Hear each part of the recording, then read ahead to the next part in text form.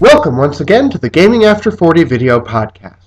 Now, I don't know if you've seen these, but there's a whole internet phenomenon known as the unboxing video.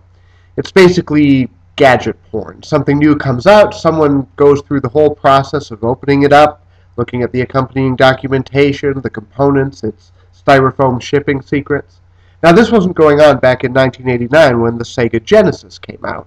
If I had a mint-in-the-box Genesis, I would think twice about opening it up for the sake of a video. But my wife Karen made a great garage sale find this summer and graciously spent $10 to support my infinite geekery with a complete in-the-box Sega Genesis and a decent collection of games. Thus we present Unboxing the Slightly Used Sega Genesis.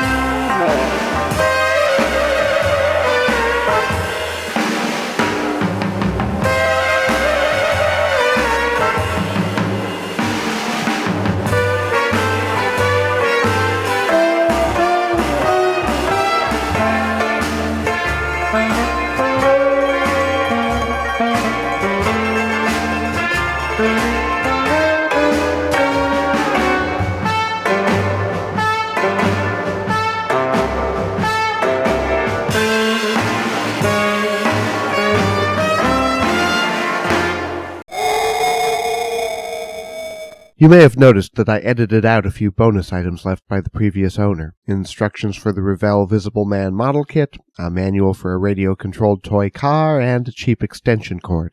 I love the box. Actual photo from Altered Beast. At the time that was something to brag about. And then there are the games. Any video game collector learns that popular titles turn up a lot, and this batch is no exception. 2 Sonic games, 2 and 3. Golden Axe and Altered Beast missing its manual. A couple of sports games, although Speedball 2 Brutal Deluxe is unusual. But we also get Shinobi sequels Shadow Dancer and Decap Attack, and all of them turned out to be in working order. There was also an extra third-party controller which turned out to be on perma-start, creating a slow-mo effect, and one of the Sega controllers liked to randomly hit the B button for me, so I had to settle for 1 out of 3 on that front. Now the acid test. We hook it all up and see if it works. This proved a lot more difficult than I expected. The power cord was being temperamental, for one thing. I had to hold it in place to keep the console powered. I tried it on Channel 3 and Channel 4 and still couldn't get a display to come up. I tried Altered Beast and then Golden Axe, which came up once, very briefly. In these situations, it's always nice to have a spare on hand, so I started switching components out. Another Genesis RF box, another early Genesis, no go. So I tried a newer Genesis with its own power supply and RF switch, still no luck. Finally I realized that maybe the signal wasn't solid enough for this newfangled HD TV. So I hooked it up to an old analog set, and voila! A snowy but playable signal, and even the power cord cooperated. It's not dead after all. Rise from your grave. And that's the Sega Genesis. Thanks for watching. Please check out our blog at www.gamingafter4040.com. Rise from your grave.